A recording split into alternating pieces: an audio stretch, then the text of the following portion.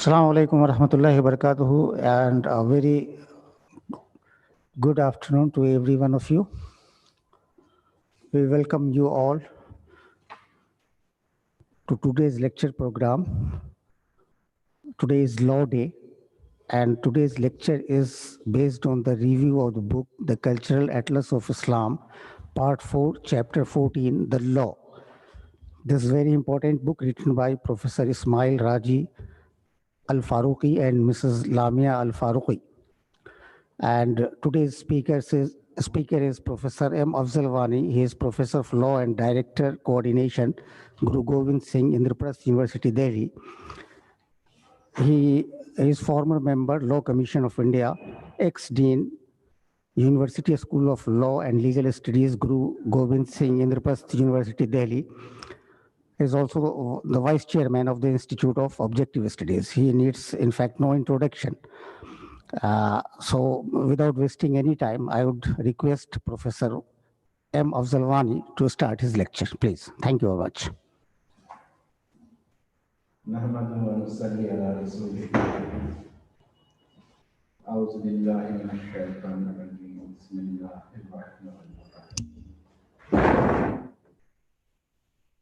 Rahli sadri wa yassirli amri wahlul uqdatan min lisani yafqahu qawli.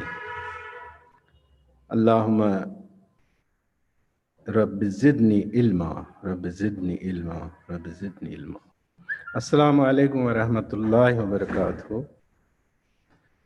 barakatuh. Today's topic is basically a review talk on one of the very important subjects, as well as on one of the very important writings, which is the writing of a very important person who has lived a very important period in 20th century, including 2 world wars and then emergence of a legal regime at the global level, at national levels, and many constitutions got shaped, and a good corpus of knowledge developed in that period. And he himself lived in the underdeveloped, developing, and developed world. I mean, Dr. Ismail Raji Faruqi. I'm not going into his life history, but I know that we are between Asr and Maghrib. So I'll speak for about 25 minutes or so, and then I would like to have some questions. And I'm happy that the listeners are very rich. We have a very quality audience, if not quantitatively that much. We can send it later on. So I'll begin by saying that the book written by Faruqi and his wife, The Cultural Atlas of Islam, it has covered many aspects, and then it has a chapter on law as well. And there, Faruqis have tried to explain the legal aspect of Islam, and then I would say in generality, they have provided a very good material that humanity should get guided and have a better understanding of the most important regulator of human behavior, that's law. And now law has become most important because the other regulators, they have got diluted largely, whether it was custom, usage, ethics, morality. And definitely religion has also lost the grip which it earlier had on human behavior. There might have been, right or otherwise certain things, but these things had a grip earlier. But now law has the command. And that's how law has to be understood the best. And all what has been, thought about law, that has to be reconstructed with changing times. And I believe that this Faruqi's chapter is helping in that. I may again say that When I had a scanning through this chapter, I decided in the first moment that there should not be one lecture on it. There should be at least 3, 4 lectures on this. And that's how I am trying to give the essence of it, the first part of it, where we have to get to certain things which will provide us a foundation for further understanding. That's why, and then I may say, yes, when it is the cultural atlas, I think law is one of the very important parts of the culture of any community, any system, any country, any group. So law is rightly placed in the book. And the first and the prime thing that has to be noted from Farooqi's version of things is that the whole universe can be visualized as the reality is that we find there is a creator and then rest of it is the creation. And then when we find a real difference between the creator and the creation. And hence, we have to talk of the relationship between the two. When we talk of the relationship, it becomes very important that relationships are by feelings, by thinkings, by action, and so many other related things. So here the creator and the creation, Khaliq or Makhluk relationship, are as we say, the bandas and the banda nawaz. It becomes very important. And this is characterized by one's feelings, wish, desires, and like things. So it becomes very important that in this relationship, what is the will of the creator? So here the things can begin. So it's, we have to get to it that it's very important for the creation to know the will of the creator. And there begins the story of law. Because law will be a regulator of that relationship. And it has to be in accordance with the will of the creator. That's the first thing that has to be noted, and that's quite important. And that's the first point that has been made by this Farooqi. And here he characterizes the will, he calls it divine will. So with whatever you may call it, divine, godly, or whatever, but it's will. He demands something, he wishes something, he desires something. And that is the very important factor in regulation, in doing things, in managing things, in bringing about certain results. And we then, when we try to, give it some objective kind of understanding, we talk of it as morals, as values, and like that we understand it. So this, once we follow those values, once somebody infringes those values, we have results for that. Here the question is that there is an element of freedom in it. That when there are possibilities of you are following the will, you are not following the will, then the element of freedom remains there, and that's very much dominant. And that needs no arguments to show, because we do actually find it. We find it by scientific studies, empirical studies, or in day-to-day happenings and experiences. We find that yes, the choice remains there. So when that choice is there, then consequences of merit and demerit follow. The merit is followed by the reward, and where they, following of the will is not there, then it is followed by adverse effect. You may call it reward, but it is reward otherwise. So that's how, I don't want to use the term punishment and all that, because let us not follow ordinary terminologies in these kinds of things, but it results into a merit or a demerit. So once I talk of this, basic thing, which starts with the will, Rajay is making a very important point. He makes this, he says this will is a trust. And the trust is very important. Trust can be accepted by a person who has the ability to maintain it, who has an ability to understand it, who has an ability to follow it. And that's why here he refers to that provision, that verse of the Quran, where Allah says that I had offered this trust to mountains, to nature, to this thing and that thing. So they did not take it. But human being accepted it. And I here infer from it that human being had the ability to carry the trust, maintain the trust, follow the trust, follow the will. And that makes it important.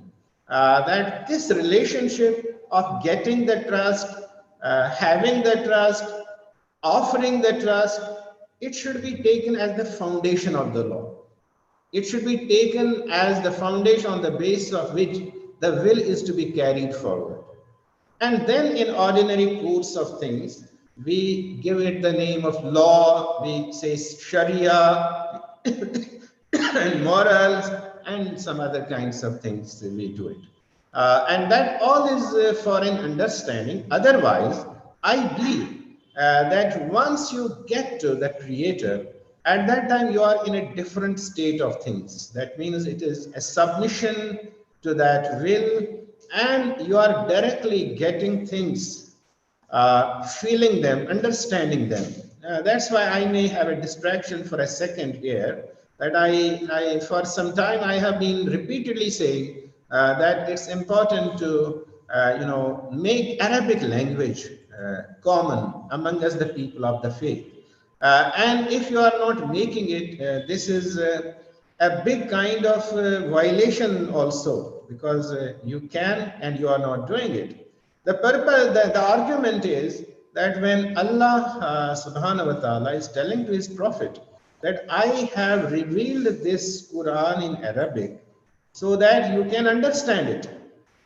And then it is so important that even for a person of the height of the Prophet, the language was important, the language of the Quran was important. And we all people are managing it without knowing the language and without making an effort to popularize it. That's, I think, that's not taking the will as it is, not trying to understand the will that way. So that's, I'll not elaborate that more so that I'm not distracted from the main thing. Here I'm focusing on the will, which is in the form of law, in the form of Sharia, and what it is actually. So I can say what I said is that this is the relationship between the creation and the Creator, and then the behavior has to be in accordance with the will of the Creator. And that or anything which we can call truly the law in its true sense, that should fall in line with it. That will be the law. That's how you can have a touchstone for testing whether something is a law or is not a law, whether something will get a reward or will not get a reward. That angle becomes very important. And here I may say that man, he has to actualize the will. It's the question of actualizing it, because the creation is not meaningless. So the will has to be actualized, and that actualization of the will becomes very important, because if that will is not actualized, then in such a situation you are away from the purpose of the creation, from the will of the Creator, and then the results which will be, they'll be very adverse from that point of view. So dear friends, for that, you remember that there should be a potential also. And the potential is that, you know, when Allah gave that position to human being, and gave him knowledge, gave him ilm, gave him, as we call that, asma at that time, at the time of creation, and then asked the angels to fall prostrate, bow before the Adam. Then it was an assertion of this thing, that this creation is having, you know, capacity and ability to actualize the will of the Almighty Creator. That actualization is the goal. That's a very important thing to be achieved.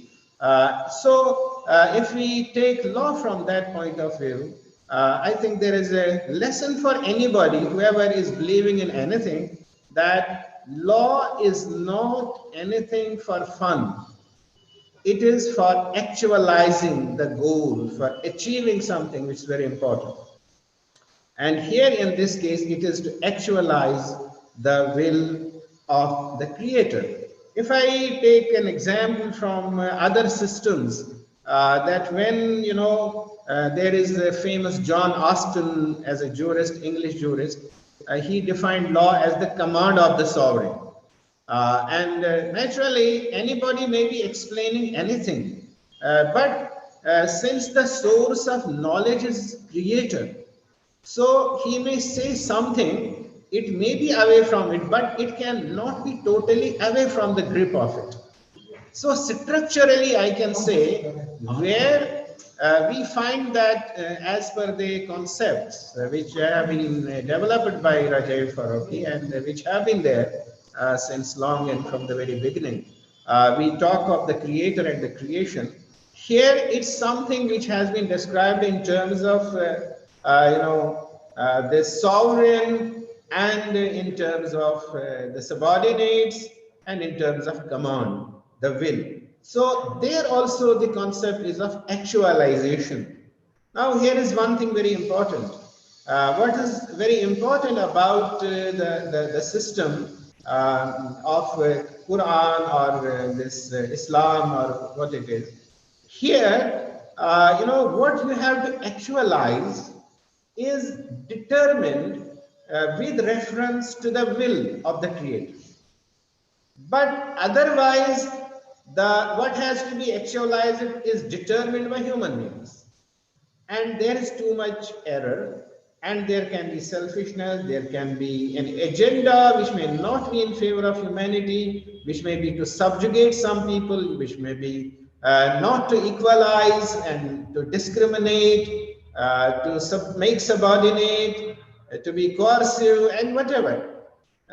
Here is the difference. Structurally, you find the sovereign and you find the subordinates. Here, when you find it is divine, and with reference to divinity, you find the things what have to be actualized. As if you take it as a code, then in that you can find that we always find that what is the actualization of this thing. Here I may refer to what ordinarily we talk in Institute of Objective Studies, Dr. Muhammad Manzoor Alam Sahab, and we all of us are doing it now repeatedly. We talk of Walakad Karramna Bani Adam.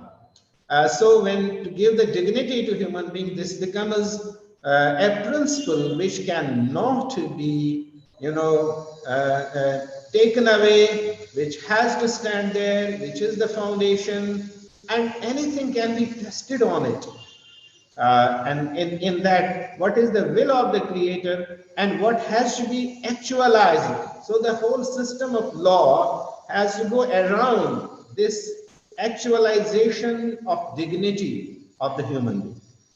Worth it, so that the angels can bow before him, not the one who is in despondence and who is in that kind of poverty of dignity, poverty of thought, poverty of expression, and poverty of life, that it's not worthy of him.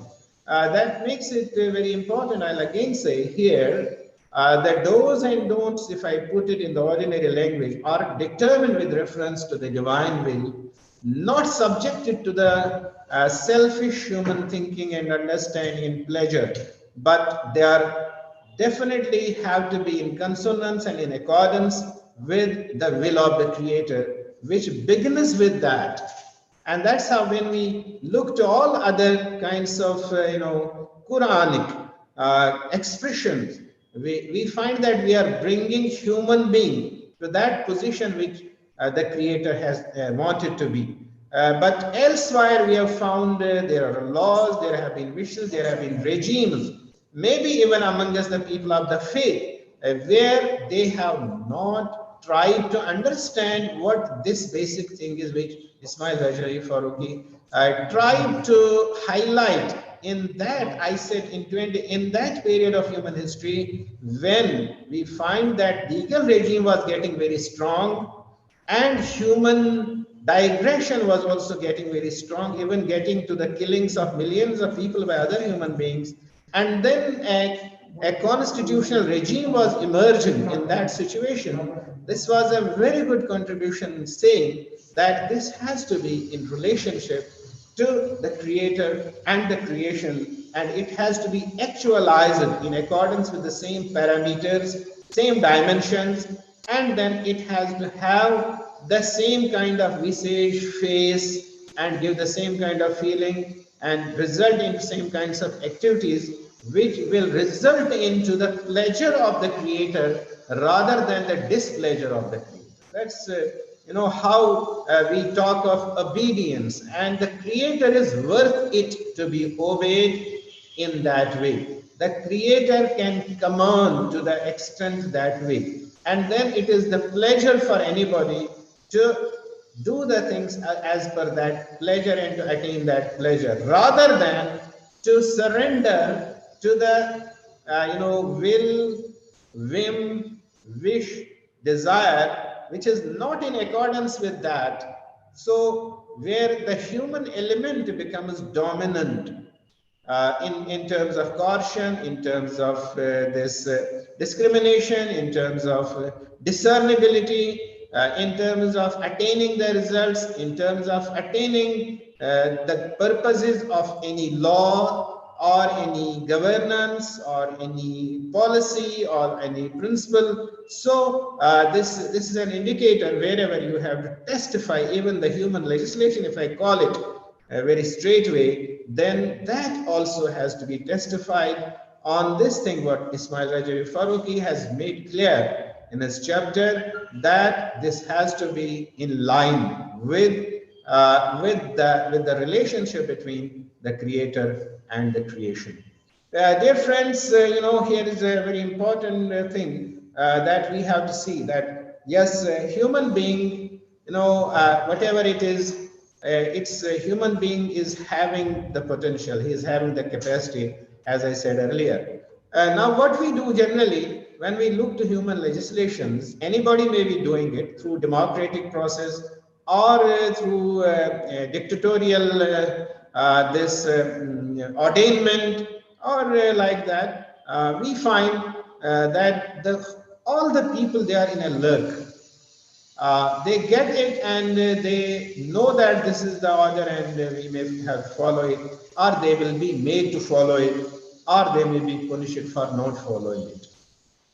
But when we look to the Creator, when He has given that will, that command, that law, that Sharia, He has given the human being potential, capacity to attain the result. That's very important. You can see very big difference. You can see under the present day systems, people are much talking of awareness, this thing, that thing. That's that's now they are starting realizing. But as the Creator, Allah, He is the Creator. He knows the things. He understands the things. He has the desired results. He also says, I don't expect anything what you cannot do. That's what we know by that. We don't put anybody under a burden of more than what he can bear. La yukallifullahu nafsan illa wus'aha. That's there. So Allah, along with this, when He has put a responsibility, He has given capacity also. And what sort of capacity is required for any person is that, as I said, first thing is he must know. That's awareness, that's knowledge. Second is he must have the ability to actualize. These are very important questions.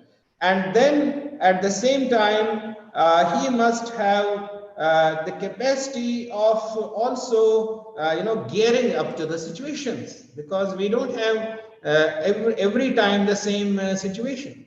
The capacity of malleability, as we call it, that must be with the person. And then also to really get to the results, there should be one more important thing, that's there should be fair decision making. When you follow something, then it must be with absolute justice. And if there is, because when you do something, as I was saying, you expect a reward. Then you want the reward for the things which you do. And then ultimately the scales of justice, they should be very fair, absolutely fair. So when we look to these things, these are very important. Then any question can be asked: if Creator is expecting the following of the will, has He equipped the human being with these kinds of things? That support system is there. I always say that whenever you have a legal system, then it has to have a culture to support it. If it is not having that culture, then it can't be.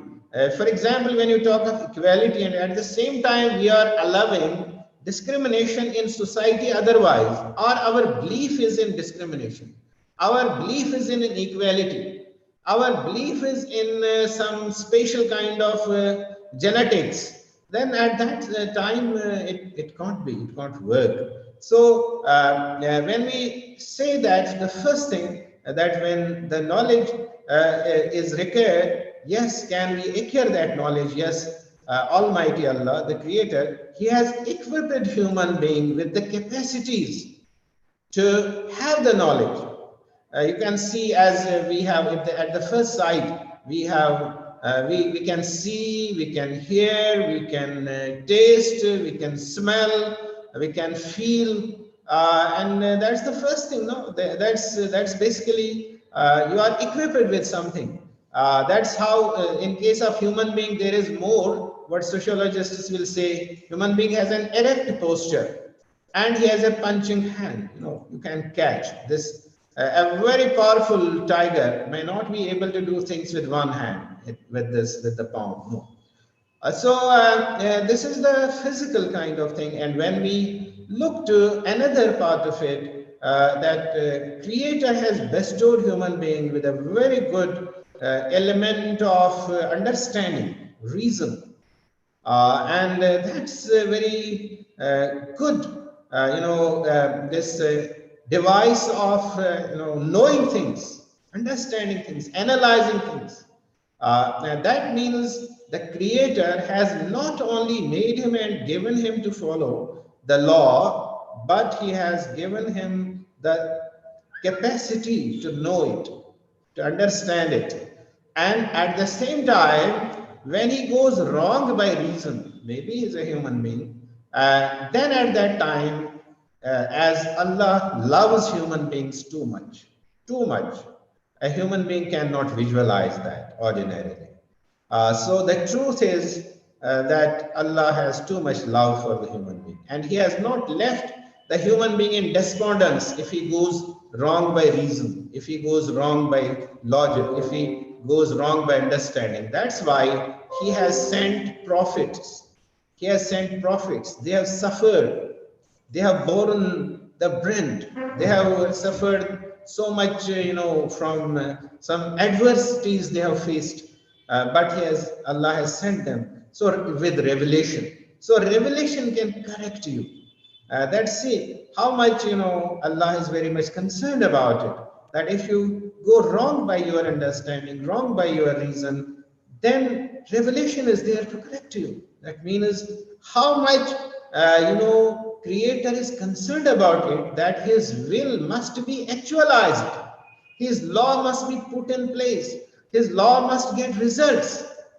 And for that, he has equipped the human being with all by which he can have the knowledge of that law, understanding of that law. And then where he goes wrong, he has the full freedom, but where he goes wrong, then he has put the revelation on his side. You can correct itself also.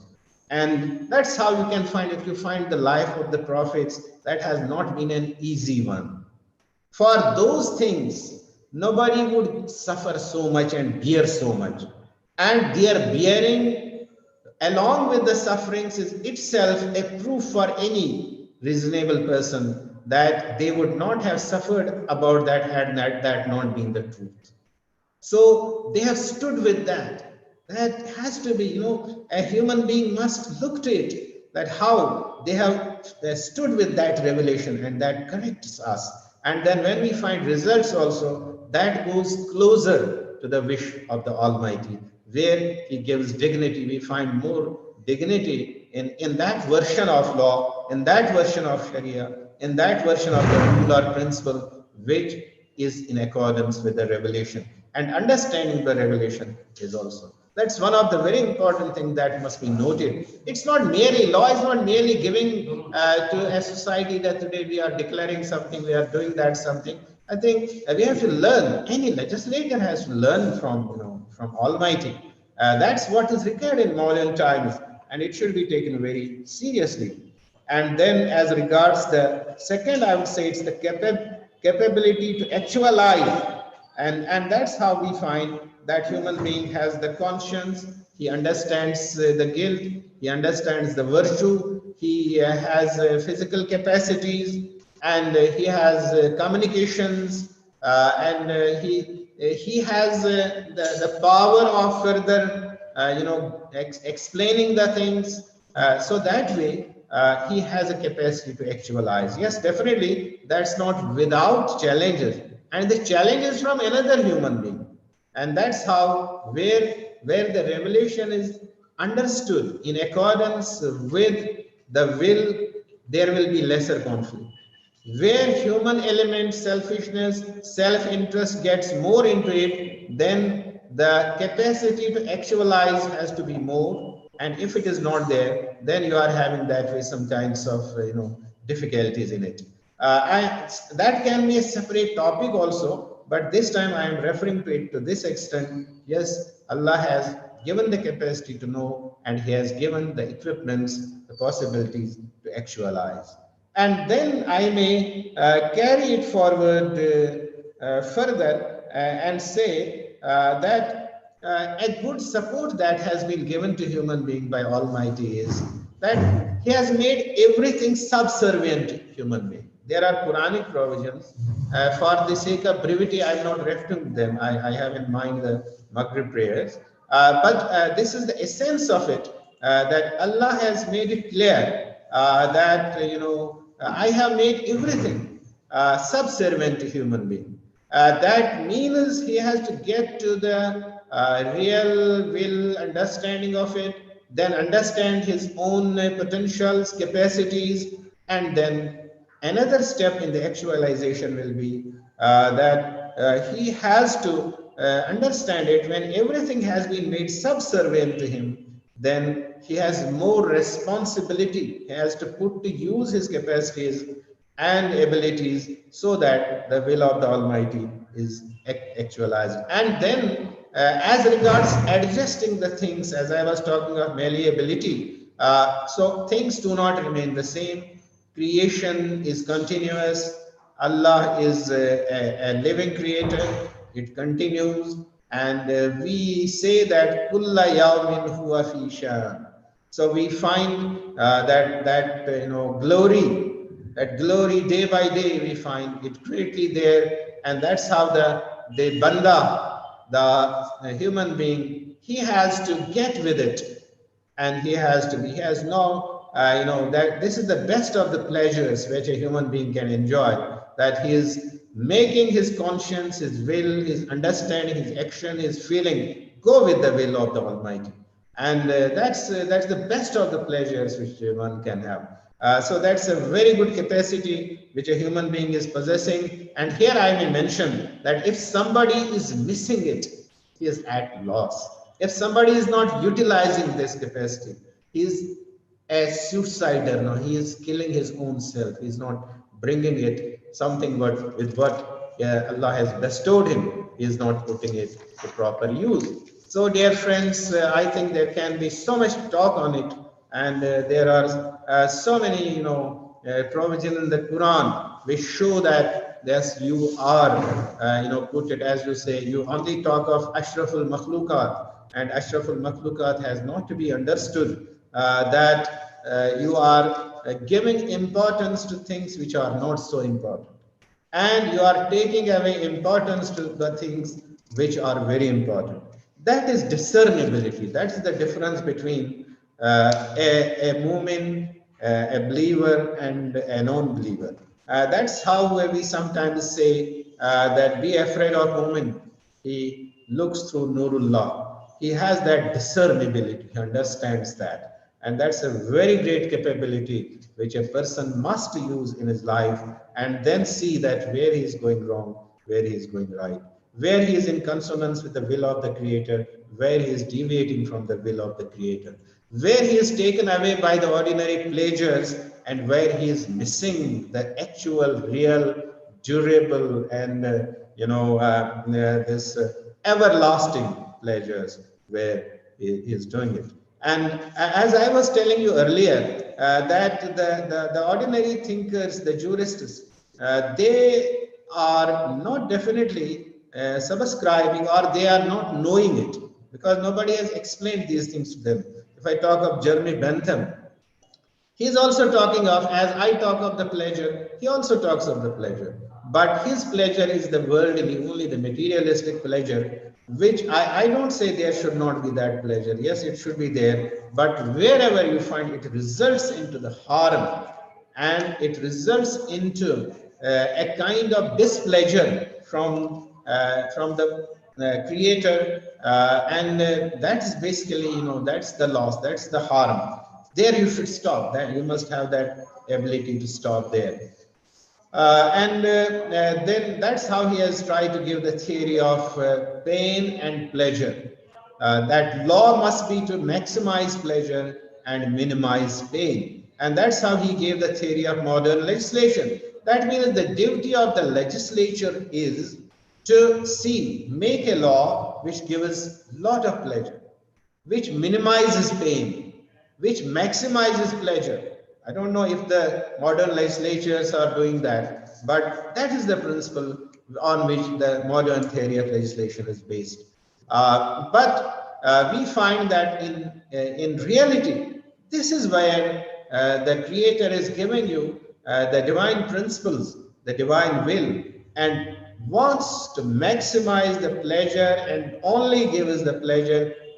And he gives along with you that the equipment of conscience, understanding, then potentials, capacities that you can actualize his will with responsibility and with understanding of the guilt, and at the same time you understand the responsibility. That's how a mother, when she is having the pleasure of the child in mind, she spends sleepless nights. She knows it gives some pain, but she knows there is greater pleasure in it. That motivates. That's the actual reality, and that's truth of it. And at the same time, it's not so. I have quoted in one of my books, Maintenance Rights of Muslim Women, Children, Parents, and Other Relatives, a story from US where you can find that a baby in one house. Maybe the lady was rather singular or whatever, and the baby had taken the lipstick stick and she had rubbed it on the floor and then written something in a childish way. But when the lady returns, She had put a kettle on the heater, the water was boiling, and then she was so angry with the baby that she put the hot water on the marks, and along with that, she put some water on the hand of the baby also, and that burned. That's the story given in some other books also. You can understand it that how human being can get astray, get away. But when we look to the Almighty, that when He has given you the capacity, He has given you the understand, the capacity of the guilt, capacity of the wrong thing, and then at the same time, the sense of responsibility. That's very important. And the sense of responsibility is a very good kind of, equipment which is with you, that is social, that's cultural, that is spiritual, that is physical, that enables you to actualize something, to bring into existence something, and that has been bestowed by Almighty. And then I was saying the expectation is that you must be judged by your deeds, and that's what Quran is promising. That's what Allah's will is promising. It is rejecting the theory of that original sin. It's rejecting it. When you are born innocent. It's not that, as some faiths are there, I'm not criticizing them. I'm just telling it so they may also understand. I have nothing to do with it. But I am saying you are not born with a sin. You are not born with a wrong. You are born innocent. Yes, you are definitely in the situation where you are born, and you are born with all the actual capacities, abilities, and all that. And then you have not, the society has not to say that the person was born with some original sin and he will suffer according to that. No. Rather, the society has a responsibility through sadaqat, through other kinds of help. If that baby is in some kind of adversity, to facilitate and groom the abilities, the capacities in that baby, and then that becomes, worth it, that he also tries to actualize the will of Almighty. And this is the expectation, and that's what the law should do. Law is not there only that somebody's desire is there. It is the desire of the king, it's the desire of the Maharaja, it is the desire of a group of people. No. And then if somebody violates, there will be punishment. No. This is, law is basically an instrument to promote the society, enable the society, get the functions, defined, so that you make it worth calling a human society. That's a very small part of it, where there is a group, there may be certain people who suffer from some aberrations, from delinquency. For them, there can be that kind of law. Otherwise, the people have to fall in line and believe everybody is born innocent, good, and has a capacity, has a future, should be supported, should be made able to actualize that will. And then ultimately, he should have an expectation. What is the expectation? And that expectation is also given by Almighty. On the one hand, when he says, he gives a direction, Idilu huwa aqrabu lit-taqwa. You do justice. That means we have to do justice. We have to follow his will and then get to everybody so that we perform it.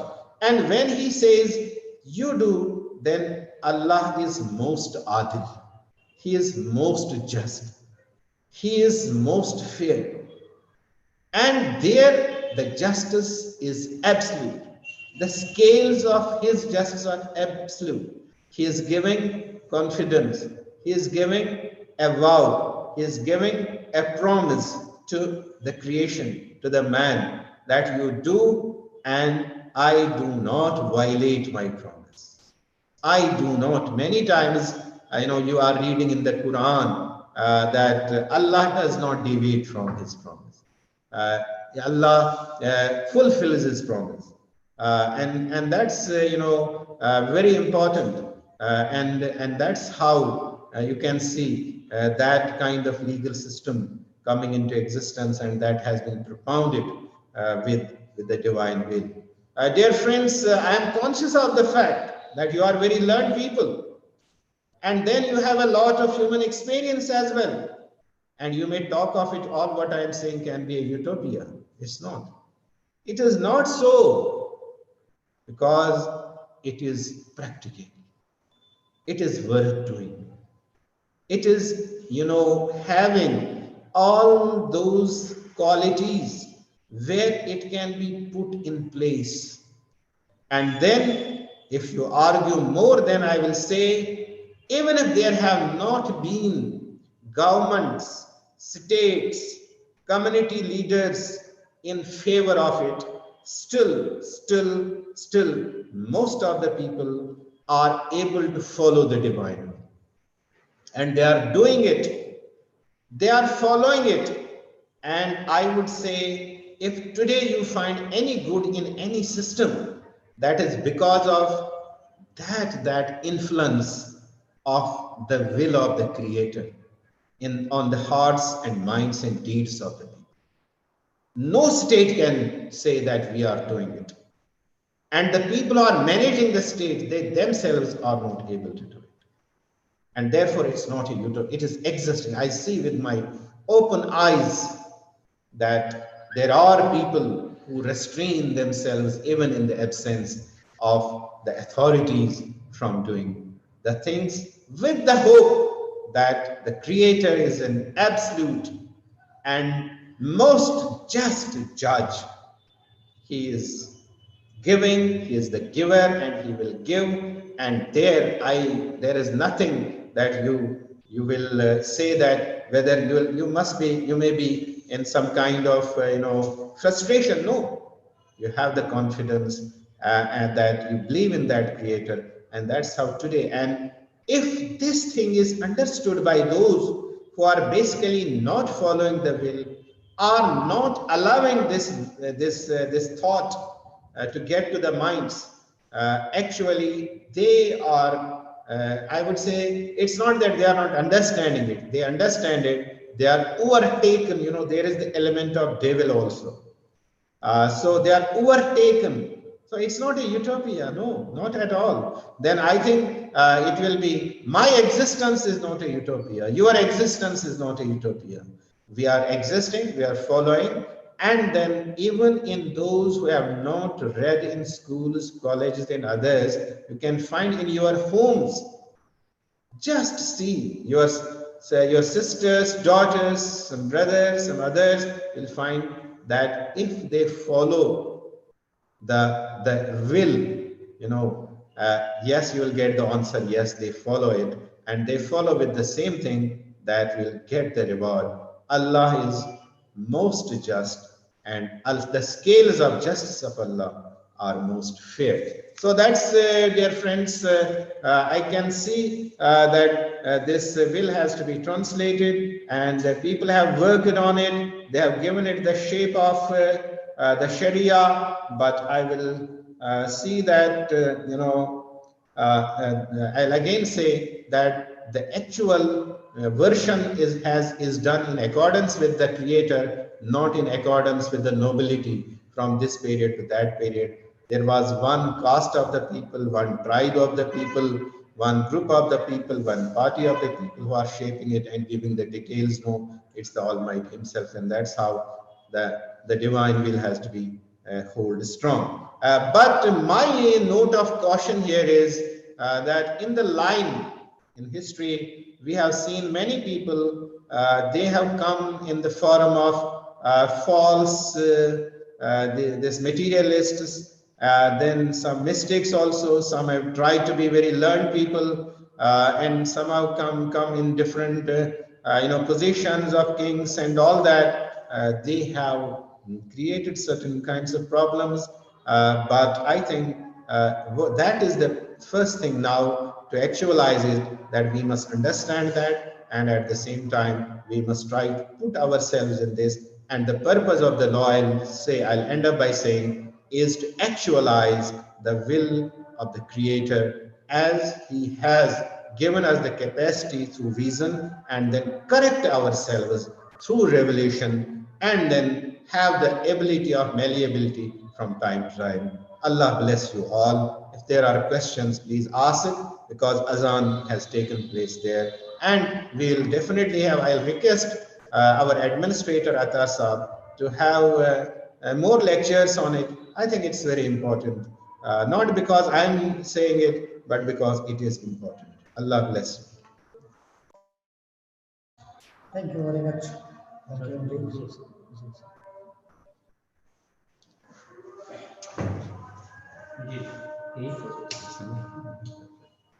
You can raise your hands if you have any question, or you can type it in chat box or question and answer, so that we can ask Professor Wani to respond to them. As of now, I can't see any question there. So we can have questions in next lecture, I believe. So, Khalid, अच्छा अच्छा okay okay please. give it. Allow it.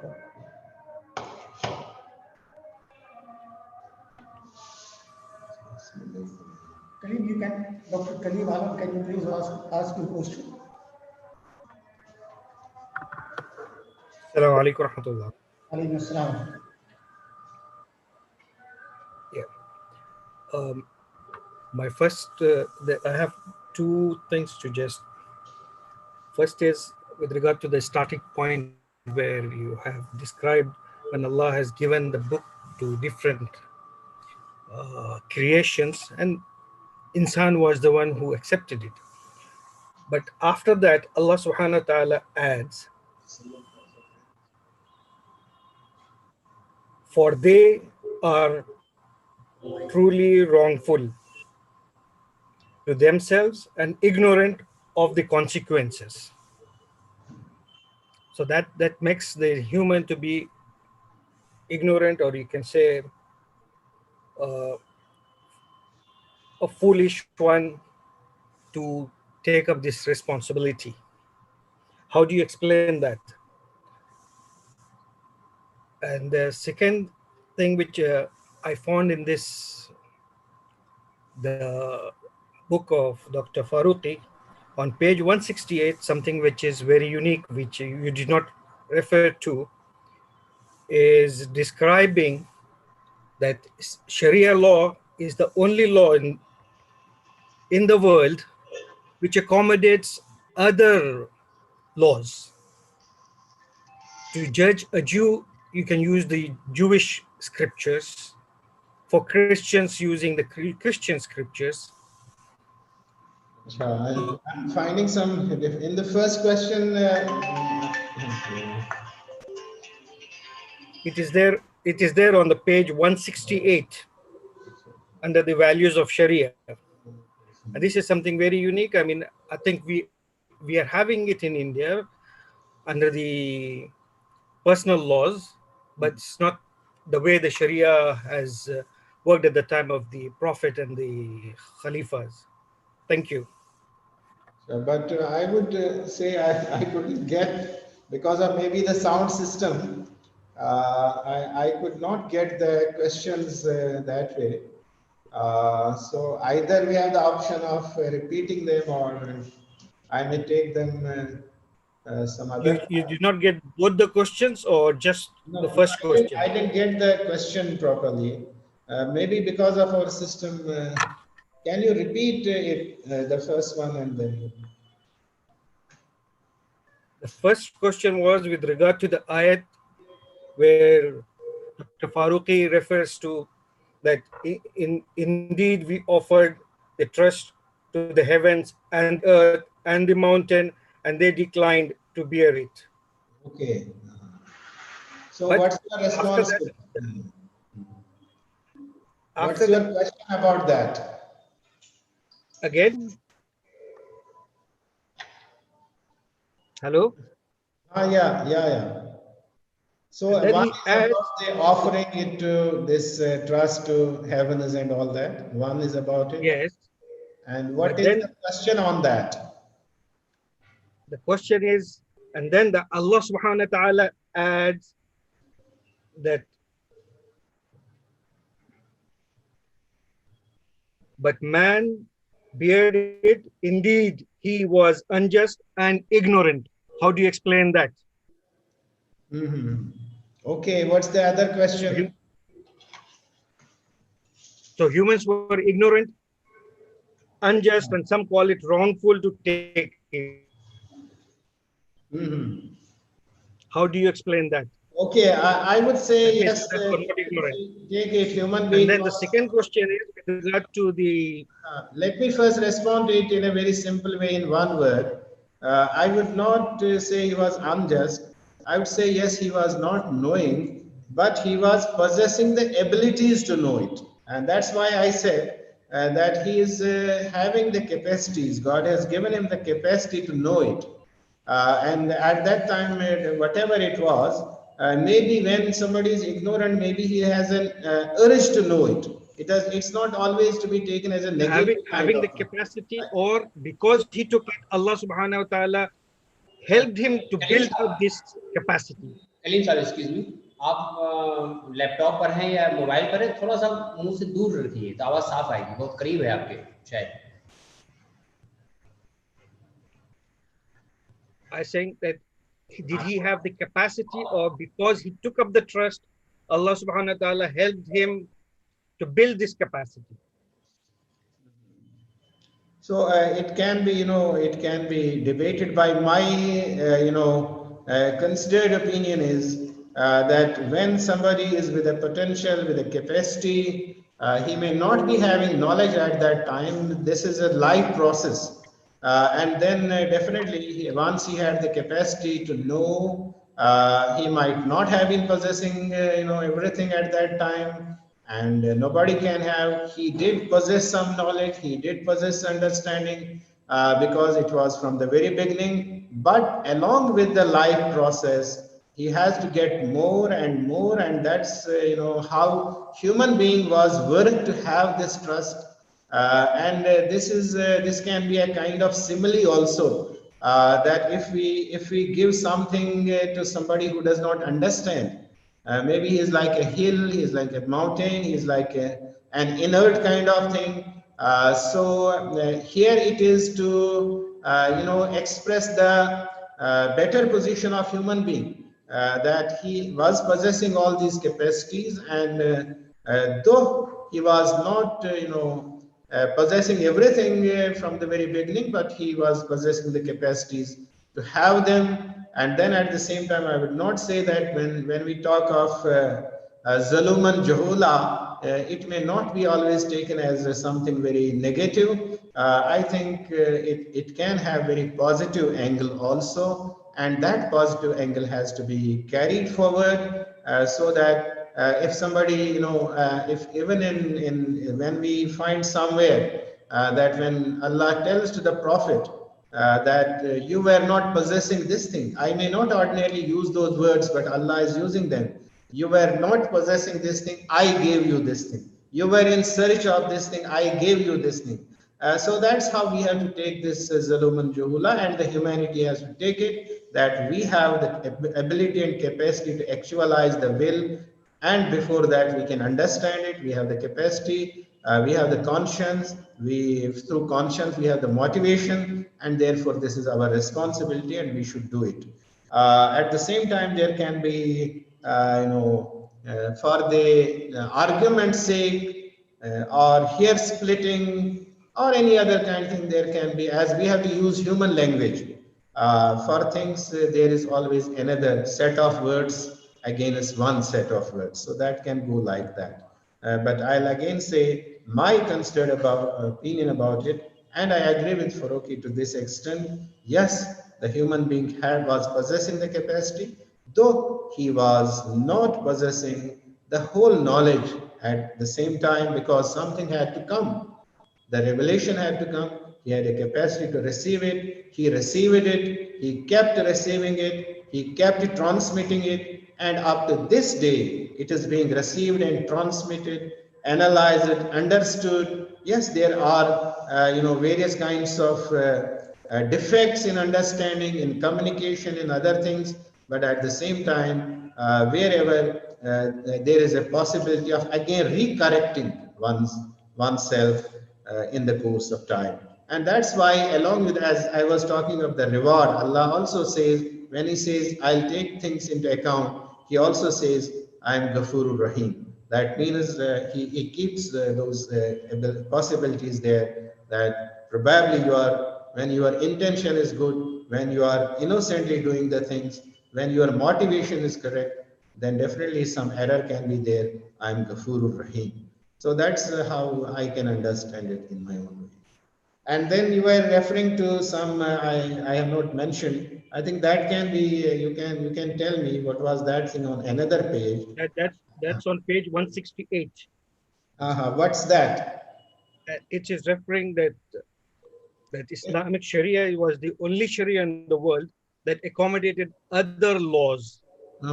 Like the Jews can be judged based on the Jewish books, Christians can be judged on the Christian books, and this is the uniqueness of the Sharia,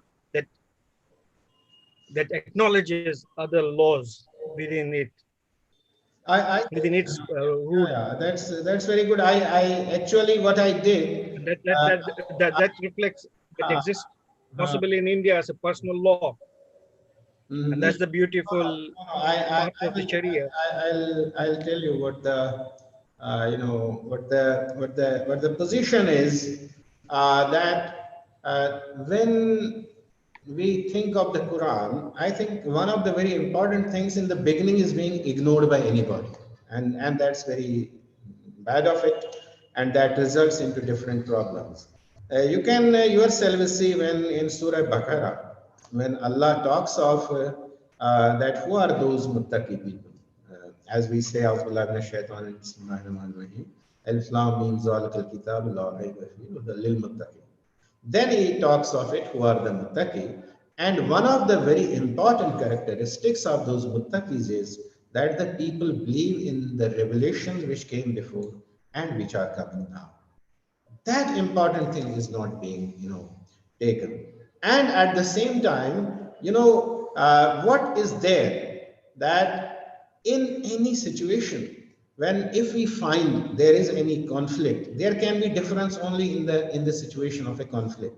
Otherwise, if there is consonance, there is no problem. Whether you read it from any of the books and it is in consonance, that you should not commit fornication, you should not take usury, you should not exploit this, you should not discriminate. Many things can be there, and most of the things I think will be like that. It's one, and then it's another ultimate version of it. That's how we have to go with it. But wherever we find that there is a contradiction, there I believe that scope which we find somebody is suggesting something, another person is suggesting another thing, I will also say that this has to be ultimately corrected with reference to again the same the will of the Creator, what He wants. And then there also you have to apply both your reason as well as you will apply the clear will which you understand, which you see. And then we are in a world which is politically so structured that you find that a system of personal laws has evolved. And there you find difficulties in accommodating people. I believe that this time you don't have the will to actualize, and will to actualize will mean that you put it in the form of a legislation, but at the same time you have the will to explain that you can never take away, and you can never omit it. For example, I'll give you the recent case in our Supreme Court, which was decided and fought about triple talaq.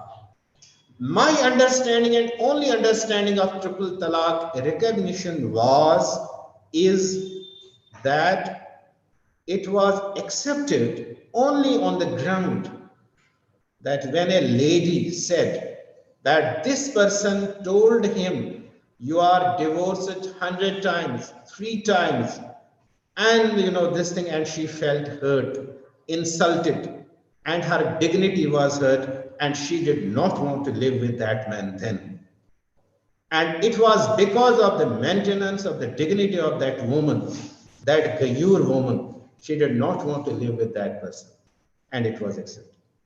All what was discussed in this case, what was advocated by the advocates, Muslims and otherwise, I will be very happy if they will come with the original documents and give it to iOS, that these are the documents from where it was otherwise recognized on some other reason.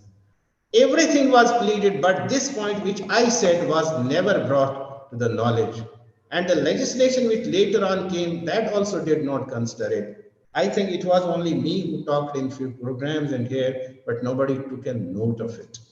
So yours actualization is you have to keep arguing, explaining, understanding, correcting your own versions. The kinks which they have put somewhere, some groups of people have put certain things somewhere, and I think that is the effort to actualize. You may not impose it on others, and it's for them. Then when you are so clear that they get hidayah. Otherwise, I'll take this position on it, and I think we should. That's why I said we should have some more things, and it's not possible. I think for me alone, and at the same time for me once alone to do the things. But I think it's very important to have. That's why I'm requesting Atta Saab to arrange something more on it, and maybe on some other occasions. You have still time in Saudi Arabia for Maghrib and this, and we here people must have their rather under that this compulsion, I should say. I wish for prayer and all that. I'm very glad, and we always expect of you from very critical queries, and it's very important, very good. We should have them. Then only we can, get to the realities and understand the real will. And I tell to my students, please make me learn something. Ask a question which I do not know, to which answer I don't know this time.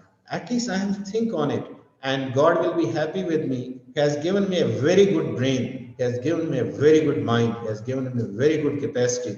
And I will think more about the things and then tell to the world, لِيُظْهِرَهُ عَلَى الدِّينِ كُلِّهِ. Otherwise, Quran is there. Why Allah is telling me, لِيُظْهِرَهُ عَلَى الدِّينِ كُلِّهِ. You do it. I am not going to replace the codes which have been made, but I have the right to tell to the if they are showing the Justinian's code, but I have a right to say that when Napoleon was in Cairo in Egypt, he was reading Mauta Imam Malik. And it is on that basis that he could make the Napoleon's code, and which he wanted to impose on the territories where France was ruling. I have a right to say it. I must say it. And I have a right to project the wisdom. That is my thing. And it's not that I'll say, okay, you have the right to your own personal law. I have a right to my own personal law. It's not like that. At the same time, there is another thing, how you are striving, exercising your intelligence, that you make izhar of the best in following the will of the Creator. How are you doing it? So there is not, that's why I was saying earlier, what a brilliant thing is for a mu'min, that he keeps continuously understanding the will of Allah. And then he is a living creator, and you are going with the creation, day-to-day changes. Kulla yawmin huwa fi shan. And you are with it, you are busy with it. That's what I was saying. And it's not that okay, whether it is a Farooqi Sahib or any other will say, okay, this is their law, this is our law. No, you have to strive always for it. And about public laws, we can have discussions on how in public law we can, have this structure. We can apply this theory. We can see on that count also. In military laws, in peace laws, in international laws, in intellectual property laws, in criminal laws, we have to apply this model. I think that's very important. And that's my response. And thank you. God bless you. Thank you very much. Thank you very much, Professor Afzal Ghani Sahab, for such an inspiring lecture. We will come up with the lecture on remaining topics of this great book, inshallah, soon. Thank you very much for joining. Thank you. Okay. I'm grateful to Dr. Ata Saab, he will do now PhD, and I would like to be, I like to be his guide because I also want to learn many things because he is taking things in a very nice way, and then he has the responsibility. And it is by the grace of God he is with me, and I'm grateful to him and all those who participated. And then at the same time, let us continue this discourse and try to achieve the things the best we get. That